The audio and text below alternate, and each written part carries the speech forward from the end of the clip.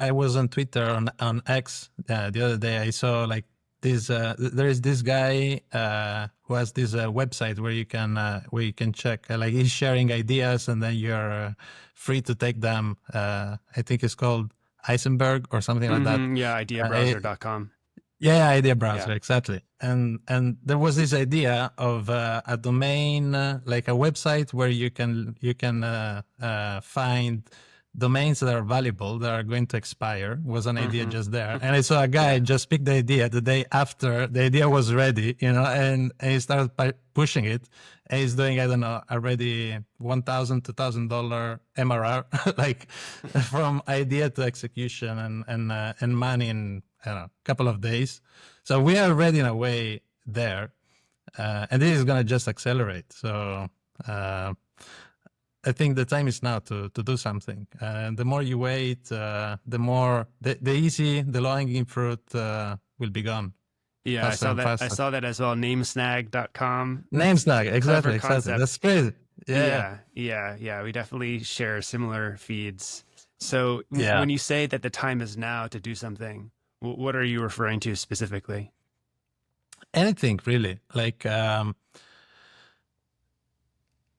it's always a trade-off, right? Like you're trading your time. Like if you work, I don't know, like a normal job, 9 to 5, you think you're safe. Like that's the way that we were told growing up. That's the safe path. But really, it isn't. Like if you start factoring in all these things happening right now, the pace of AI development, how fast you can do a business really.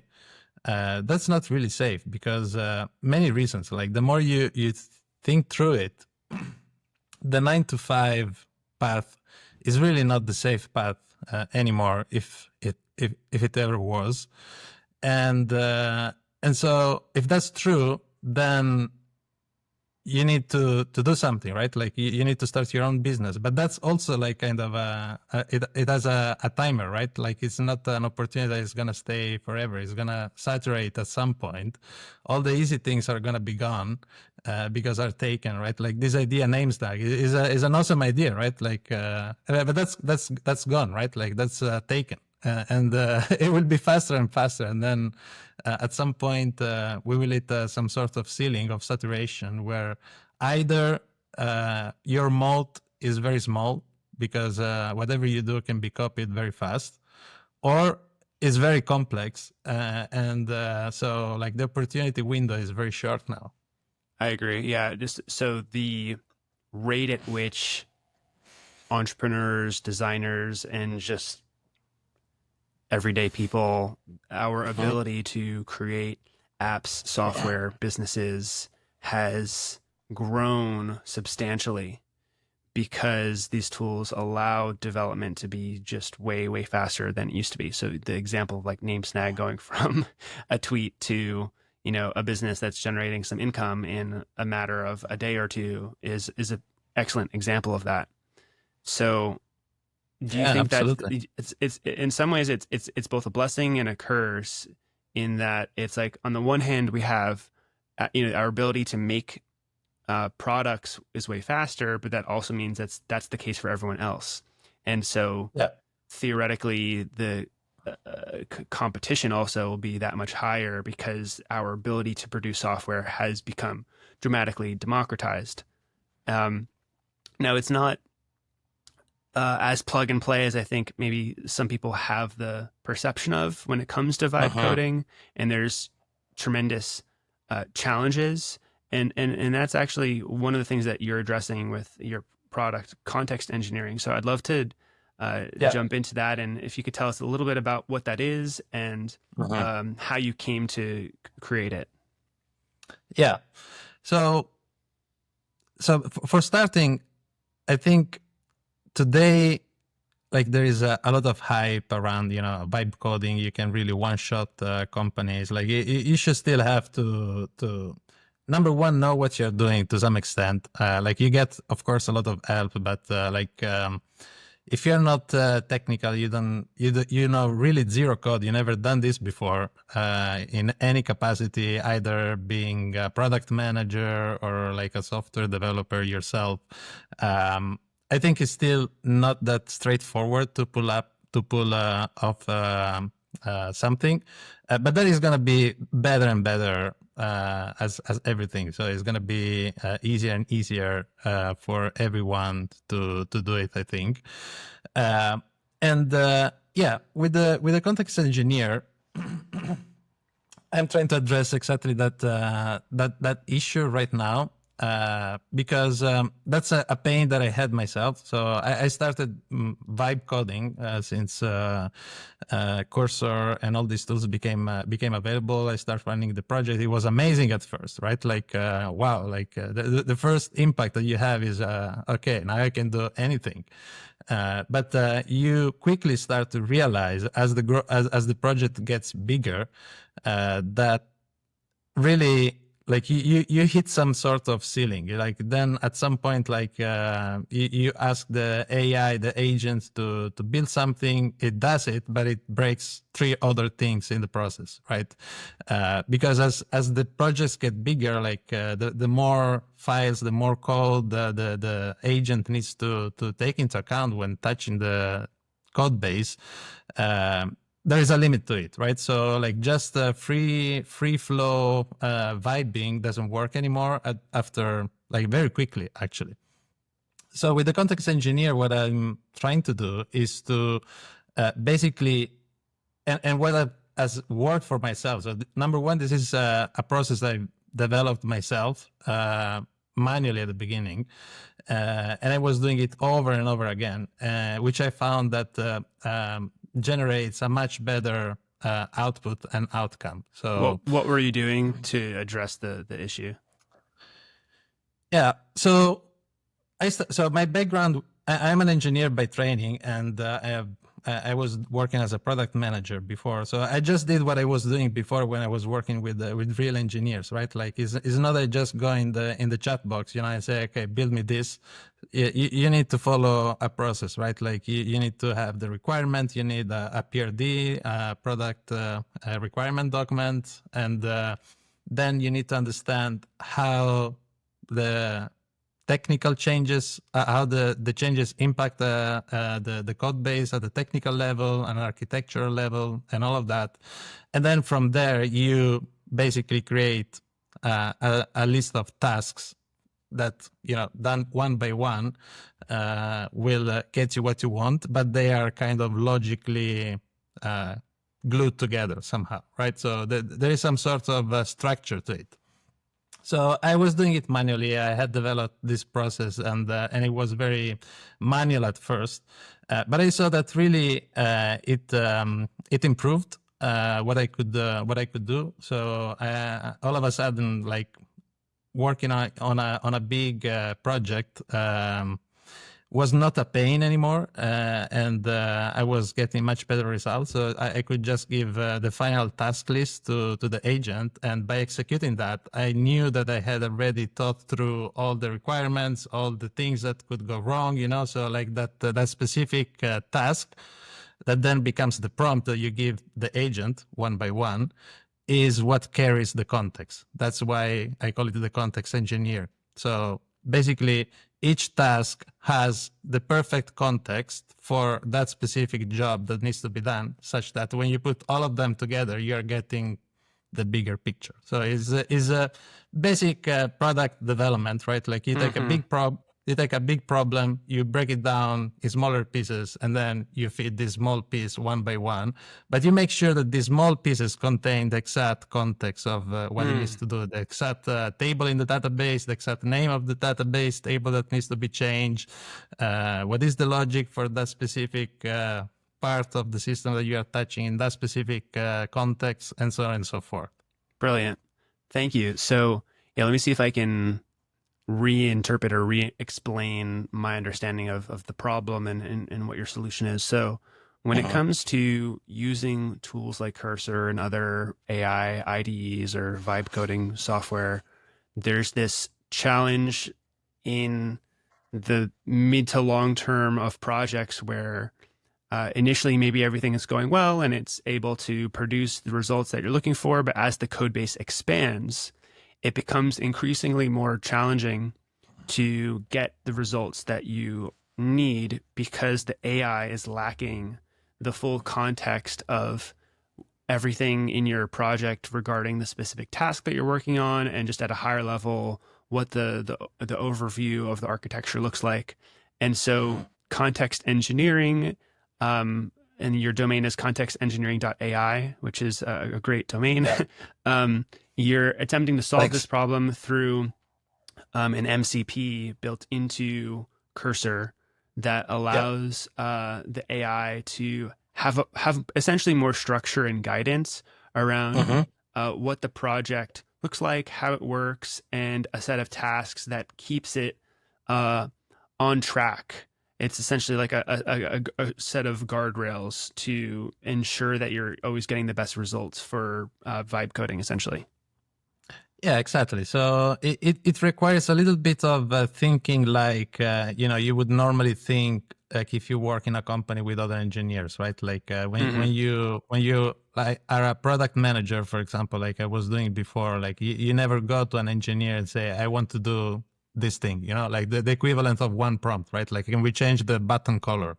Can we do this? Can we do that? Like they start go crazy and they kind of send you like in places very fast, like if you do it like that. So you need to do it with structure. And the reason is because then otherwise things get messed up also with people, right? So um, keeping the structure when you do it with AI by yourself, it's even more important. And yes, like it's an MCP, you just add it in Cursor, and it has one feature for now. I just launched it a couple of days ago, actually, which is called plan feature. So you just are in Cursor, and you can say something like, "I want to plan this feature," right? Like I want to plan a new um, out system, authentication system, or payment system, or whatever it is that you want to do.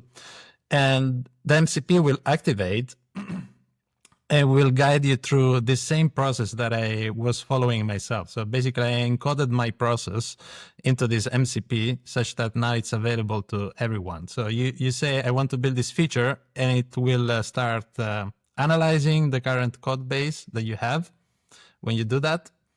And then it will ask follow-up questions depending on what you want to do, which are code base aware. So if you're using a specific tech stack, it's going to make sure that the question that is asking is relevant for that specific tech stack and not something else. Like if you're building a React app, it's not going to ask you PHP questions, for example, right? Or stuff like that. It's going to ask you stuff about React and your current setup, your current patterns that you're already following, that are already established in the code base, and all of that. So once you're done with the questions, then it will generate these three documents: the PRD, which contains like the high level, why you're doing and who you're targeting, like acceptance criteria, the reason why you're doing what you're doing, and then it's going to generate the I call it the tech blueprint, basically, which is going to take your current code, basically your current architecture, is going to map it, is going to chart it, and is going to make current versus target state analysis. So let's say you want to add an authentication system to your app, and your app currently doesn't have an authentication system. So it's going to chart the architecture of your app without the authentication system and how that is going to be once the authentication system is in place. So you can clearly see at a high level like how the architecture is going to change. And then it's going to do the same with the data flow, right? Like, so how the data is going to flow without how it flows now without the authentication system is going to flow once the authentication system is done, right? Mm-hmm. Awesome. And so all these things are then kind of fed into the next step, right? So you start with the PRD, which is the big picture thing. Then you do the tech blueprint, which is the technical analysis, let's say, the technical specs. And then all of these documents are used to generate the task list. So the task list contains the PRD and the tech blueprint This is why when you get the final list of the tasks, like all the things that were defined in these previous two documents that get carried over, and then you get basically each task that contains the perfect context for that specific step that needs to be taken, basically. Great. Amazing. And so once you have all this in place, what's the impact of having this structure in your ability to do vibe coding? It's amazing. Like, number one, I know always exactly what I'm doing, where I am at, like, how things are going. Also, like, it happened many times that, many decisions and many things that I've done, like, all this documentation stays in your repository, in your code base. So, in 1 month, when you want to check again why you did something and why you took some decision, you can go back and see all the docs are still there. You know, like you can still consult them. And while you're working, that gives you perfect structure, perfect visibility, because like you can make sure that you're doing the things right. You're testing in small steps, right? Like a very important part of this is like basically when you're vibe coding, what you're really doing, you're testing, like you're a tester, right? You give the plan to the AI, it executes, but then you have to make sure that it's actually doing what you want, right? So like you're testing all the time. And splitting this work in so many little steps allows you to run many tests very often, which is another way that they make, like, to me, it makes me feel basically kind of safe, right? Like, even if I don't know exactly everything about the code and I maybe don't understand all the details of the code that is writing, I know that I have that plan. I know that if that plan gets done, the work is going to get done. And then I can focus the testing on each specific small step so that is covered. And it just makes it very easy to follow, makes me feel safe. I don't feel lost. And most importantly, I get the things done. So I can work in big projects. As the project gets bigger, this doesn't create an issue because it only focuses on the current versus target state of your code, right? Like it doesn't have to take into account like if you want to do, let's say, something that doesn't require you to care about, a big chunk of the project because it's not impacted by that change. And this is something that you define during the technical specs, right? Like you don't have to care about that part of the project. So like the context is very focused, is taking only the pieces that you really need to take care of when building something, and it's hyper focused on that. So like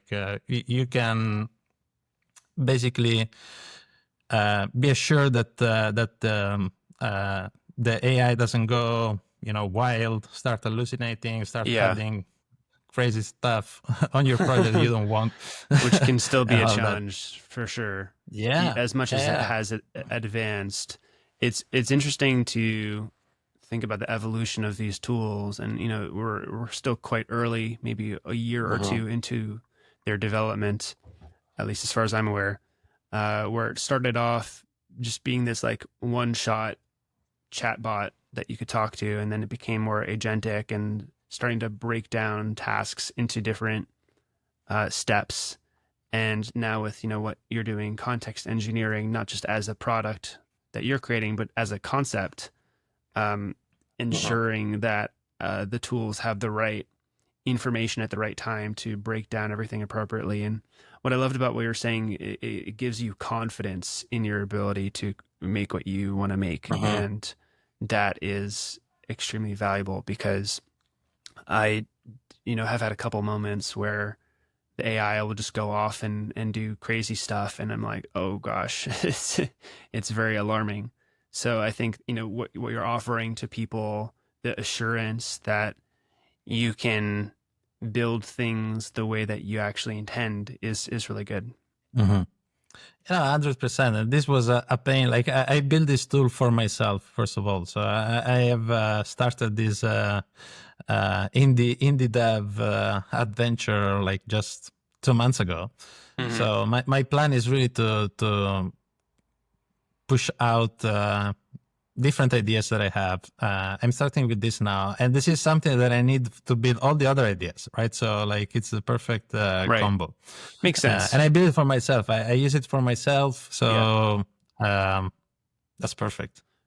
Excellent. And I, I've used Taskmaster MCP before, Mm-hmm. which I have to imagine you're Mm-hmm. familiar with. How Yeah. is what you're making different from something like that, or perhaps other MCPs that do context engineering? Mm-hmm. Yeah, there's a couple of differences from Taskmaster. Funnily enough, like when I started doing the context engineer, like I took the Taskmaster repo and trying to start from there, from what they did, and I kind of add the pieces that I wanted. But I couldn't make it work how I wanted, because like there is a fundamental uh, concept that is different with Taskmaster, which is when you use Taskmaster, you have to rely on third-party providers. Like you have to have your own OpenAI key or your Claude key to connect it, such that the Taskmaster then does all the AI tasks, right?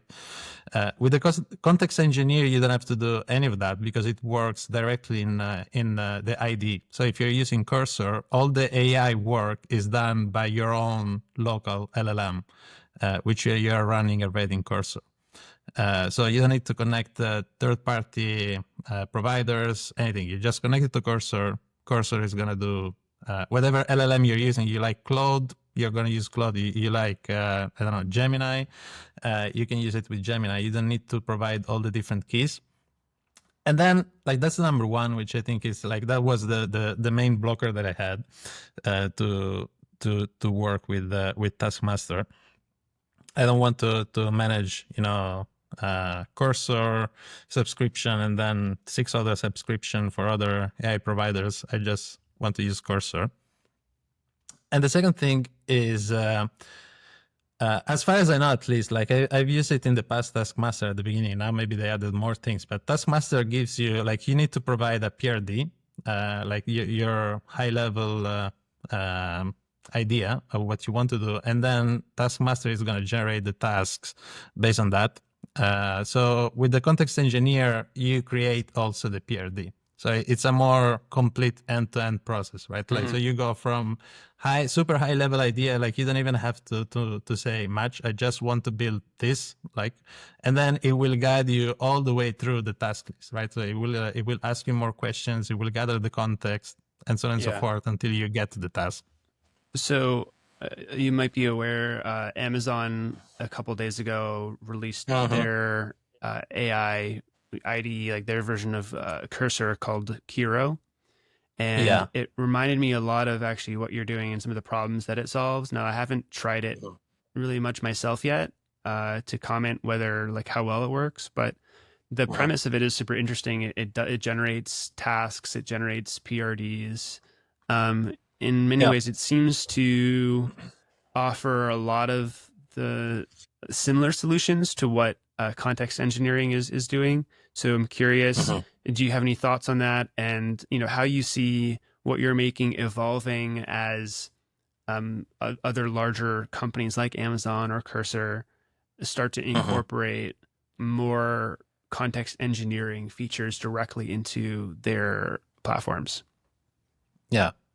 Yeah, I'm happy to see this happening, to be honest, because it's kind of some sort of validation in a way that this makes sense, and it's exactly it's very in line with what I'm doing with the context engineering tool MCP, and so that's great to see that is happening. I haven't used it yet, but I'll try it out, and I think you know my vision for this is at some point I think this like the need to do this is going to disappear. It's not clear to me like that is going to be like in 1 year, in 5 years. So right now the need is there.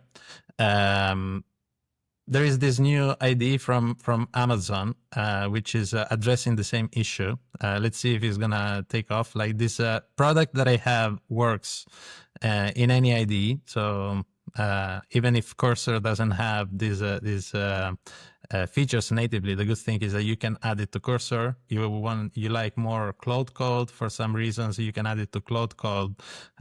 Maybe tomorrow there is some very cool open source. Very capable open source coding agent like this Kimi K2 that came out lately, which seems to be pretty good. I haven't tried it yet.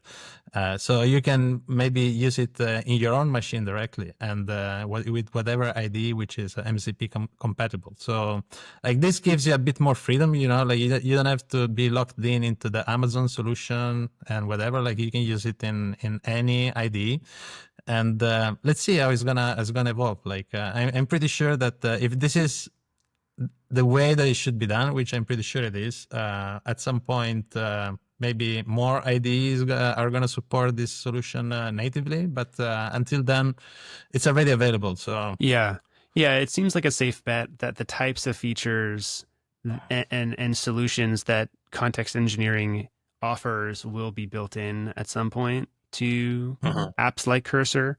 We're starting to see that with their somewhat recent feature of tasks. It makes a to-do list for you directly in the agent, which was something that previously was only available through Taskmaster. So I love to see that. I think that's super helpful, and it definitely gives me a lot more confidence as I'm building to see it knock off the tasks, and it's just makes it like in some ways like more fun. I'm curious about like the emotional component to you, what it feels like to be using these tools. You said that, your product increases your confidence, but when you're either using context engineering or just more broadly, vibe coding, what does it feel like for you when you're building? I mean, in a way, it feels cool, but also like, not. How can I put this? Sometimes you're just there, like clicking confirm, confirm, confirm. Yeah, I see many people saying, "Hey, coding was like the good old days." Like coding was fun before, now it's not fun anymore. Like there is a bit like you're missing a little bit this feeling of like you have to really apply your brain, solve that issue, that problem, like that. Like you don't sleep at night, you wake up with the solution, that type of thing. Wow. But all in all, I think is a net positive because it enables much more, right? Like with new things, like you always need to let go some good things, but all in all, is a net positive. I think I try to make this plan such that when the agent is building, I can do something else. Like I'm building this solo right now, so I have to do everything by myself. So I'm trying to put it in a positive. I'm trying to turn it positive, right? Like when the agent is building, I go do something else, marketing, find something on Twitter or whatever, do something else, and then go back and check. So yeah, Yeah. it's a bit weird, right? Like it's you need to get used to this workflow a little bit. I appreciate that. So one on, kind of needing something else to do while it's doing the coding, depending on the length of the task. I find that Yeah. to be honestly, like in a weird way, part of the challenge of it is like staying focused because, it is decently fast now, but it's certainly not an instant process of typing your command and then it just makes the thing for you. It can sometimes take several minutes. And so in that period of time, it's like, am I going to sit and watch it do its thing, which sometimes can be fun, but usually like I'll go back to X or I'll go like research something else or plan something or just get distracted with another website. So I saw a funny post that was like suggesting that we should have like a Farmville type of game built into Cursor, which I think like there's a case to be made for like something like that. That's like just something to kind of keep you distracted or like kind of do Yeah, something or some while you're sort of waiting.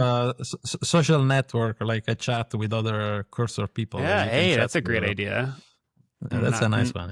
Not a Yeah. bad idea. That could be fun. Yeah, Um, that could be fun. But yeah, no, I agree. Like, you need to find something like that, and that's why like following this process that the context engineer provides you is like normally when you work on this big, like it's a big task list. Like especially if you want to build something meaningful. Normally you get, I don't know, 80 tasks. So you have some work to do, and then you can just throw the document in the context and tell the agent, okay, go to the task one by one mhm. from time to time. Like from time to time, so like it depends how you want to run it. You can even run it with the background agents all the way, so like it just delivers when it's done. What But you're normally this development is a bit more lengthy than you prompting every time, because it knows already what to do. There's already a plan on what it needs to do, so like you don't right. need to be like there all the time saying now you do this, now you do that. Yeah, I wanted to, so just to comment on what you were saying earlier about people feeling frustrated or complaining about like the way in which coding has changed, where it's like not as fun because you would like previously you would like have to use your brain and think of solutions and like get excited and like feel proud of the solutions. It's an interesting Sure. phenomenon because it reminds me of, for example, like generative imagery or videos where if you compare the process of that to making a painting or a drawing by hand, it's Hmm. completely different and it removes that sense of satisfaction. Now, I think you can still get that sense of satisfaction from generative AI imagery or video. It's a bit of a different thing where maybe it's like you're using multiple tools together and you have some more unique process to Hmm.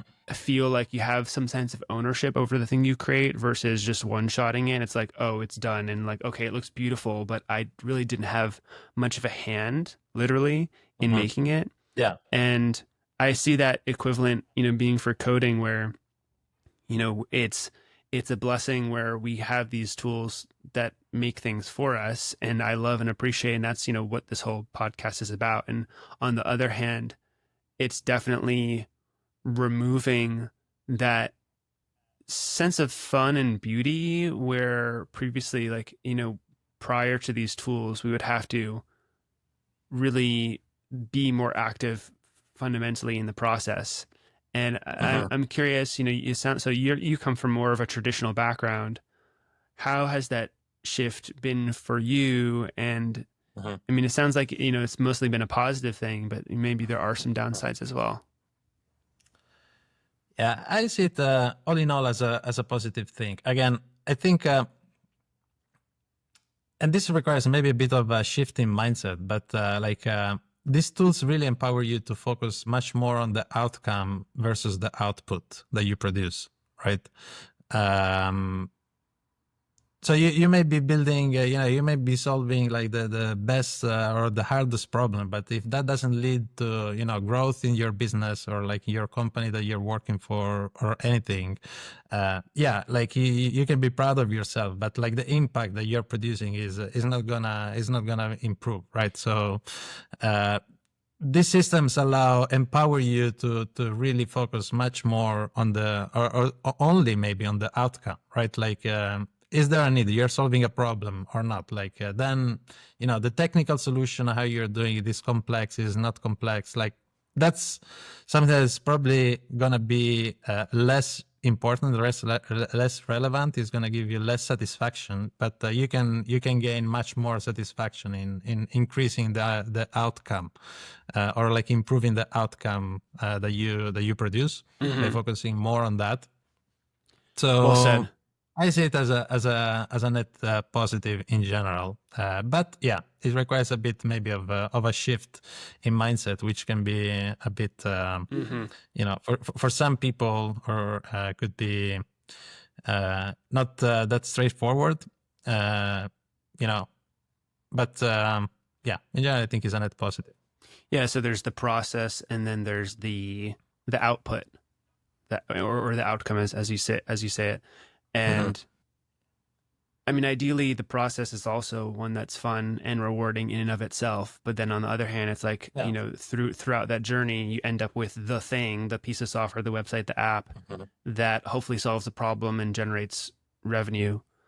And Yeah. you could there. Yeah. Good. Oh, go ahead. Go ahead. I was just gonna say there are always new problems to solve, right? Like new categories of problems. Like the context engineer that I built is a new problem that emerged by like having this type of tools, right? So with one problem, one class of problems that may become less, Hmm. important, there are new classes of problems where you need to still apply your brain. Like that. Don't worry, you still need to apply your brain. Okay. I want this message to be clear. You still need to use it, and you can have fun doing it. Yeah, that's an interesting point. That phrase, you still have to apply your brain. And Yeah. I mean, that's something that I feel and think about myself a lot, not just with like Cursor, but also just Chat GPT or Claude. Mhm. And I use AI quite frequently, like throughout the day, like most days, Mhm. like nearly constantly throughout the day. And I derive tremendous value from them, not just with vibe coding, but just with research and answering questions, writing, Yeah, yeah, absolutely. advice, support. And, we're all familiar with that. That's not really particularly new, but, um, the flip side of that is, feeling part of my brain atrophy. There was some study of like, I think it was MIT study. You might be familiar with this, that Mhm. came out about how Yeah, yeah, people it's using ChatGPT just could to write. I think it was essays, just could not Mhm. remember what they had written, and just their brains were less active or activated. And that makes sense. If you're relying upon another tool to do the work for you, um, your brain is not going to be as involved in the process just by nature of using the tool. Mhm. So it's like not a Yeah. particularly surprising result, but does something like that alarm you? Does that concern you at all? Of like the way in which we're relying upon tools, and now our brains perhaps are not as capable as they once were. I'm not sure. Like we've been doing this all the time. Like if I don't have Google Maps when I'm around, like I'm lost, right? Like 20 years ago, like Google Maps was not there and people were still going around, and now we have Google Maps. We use it. We make space, make have more bandwidth available for other things. This is the way that I see it. Like you have freed up some bandwidth in your brain to apply that to something else, right? Like I think the issue is when you don't apply it to something else. Hmm. That's Okay. where it become the atrophy, right? Like if you have Yeah. more bandwidth, just apply it to something else, Well like instead said. No, of I appreciate that. I think the comparison to directions, maps, GPS is one that I come back to Mhm. quite often myself. Yeah, I would never desire or advocate for going back to a world where we just use paper yeah, maps to exactly. get around. Yeah, yeah, And, exactly. I'm at the age where I luckily never needed to navigate in a car with a paper map. I know that people older than me, perhaps that was just Mhm. part of life and way more familiar. But I started to drive a car and got my license basically when GPS and like phones were a thing. Mhm. And Yeah. so I don't really have, yeah, I don't have any memories of what that was like to like I Yeah. I do remember like needing to print out maps prior to like having an iPhone when I was a teenager. So I do remember like that was kind of annoying, Yeah. and like, but that was like only a brief couple of years, to be honest, where I was at the age where I was Mhm. in that in between zone where I was starting to go out on my own and like need directions to get places, but didn't have an iPhone. And then I just got an iPhone, and then it was like, okay, well, now I just use this to get Yeah, around exactly. all the time, but like I don't know where I am, right? So like if my phone dies or it's not Mhm. on me, which is quite rare, but maybe occasionally happens, I'm kind of Yeah. screwed. Do you have that experience yourself? Yeah, definitely it's an issue. Like we become over reliant on the tech, and that's a different set of issues though. Like I don't think that it's like the point that we were making, I think, was more okay. We are gonna get our brain is gonna atrophize because now everything is done by AI. I don't think that's the issue. Then this point that you're making now is more okay. We become over reliant on this. Like if for some reason we don't have it in the future, we kind of are screwed or like we get stuck. That could very well be. But it's how progress works, right? Like if you don't have electricity anymore, like what are you gonna do? Like Right, we're gonna right. go back in the 1800s, like or whatever.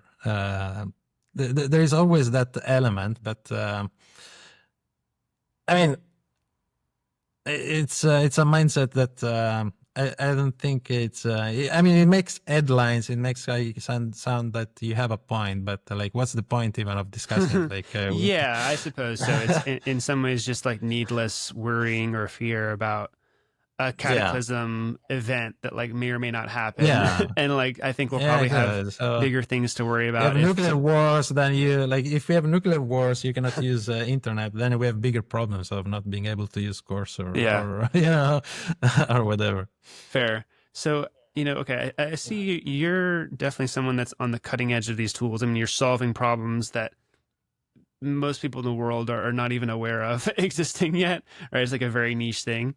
Um, but certainly increasingly applicable as more people discover these types of tools. How do you see Cursor or just vibe coding in general evolving into the future? Like what ideal outcome would you like? Yeah. Ideally, I would like to live in the near future in a place where you still have a layer that could be Cursor or Cloud Code or whoever is that is doing the agent logic layer. Uh, but I think today the biggest bottleneck and the biggest issue that users have is the cost of these tools. So today there are different options. Most of them, if not all of them, are heavily subsidized by VC money, which is not something that is gonna, go on forever. At some point, the music is gonna stop, and at that point, I think their plan is to have us all, used to these tools, and then we are dependent on it. Exactly that issue that we were discussing before. So I really hope that we get some very good, very nice open source models, coding models that are much cheaper. And ideally, over time, they get also smaller and smaller, such that can run in your own machine. So you really need just a computer, a powerful computer, and an agent layer, some logic that someone will provide. But I really hope that we go in that direction. I'm seeing efforts to go there.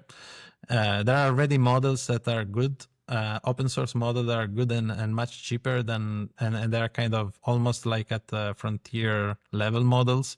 The big issue is still the size of these models. So as the time goes by, I hope that these models become smaller in size, that they can run in anyone's laptop computer, and then you basically have everything you need right in your laptop. You don't need an internet connection.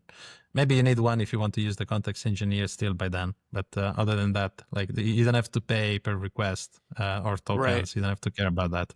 Makes sense. So generally you see more local open source, cheaper, or perhaps even Yeah. free if it's running on your own machine as the way of the Mhm. future. That makes sense. I do think that if we still in the future have this paradigm of like the option of internet connected LLMs versus local LLMs, theoretically it makes sense that there would always be this tiered system of like you have the cheaper, faster local version that could be free or would be free, and then you have like the larger, just more advanced, more capable model that you need the internet for. But perhaps it sounds like what you're describing. Or first of all, I'm wondering if you agree if that's always going to be the case, and then also, um, it seems like inevitably as these models just continue to advance, that what is only possible today, um, with the internet, for example, like using Claude Code to contact or use Claude Sonnet 4, um, that type of capability would trickle down into a local machine. Uh-huh. Yeah, I think it's gonna depend a little bit on the use case.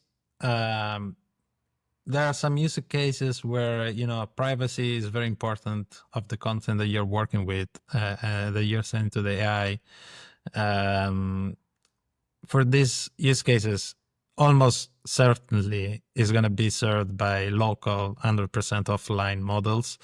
There is for sure, like definitely a big market for that, and there are players working on that. So for others, for other use cases where privacy is not a big concern, I think there is going to still be space for these, cloud-based models, and they're going to be cheaper over time as the efficiency improves, energy costs improves, and all of that. All the inputs that go into making this model and serving them are projected to go down over time. So I expect everything to be much cheaper, much faster, much better.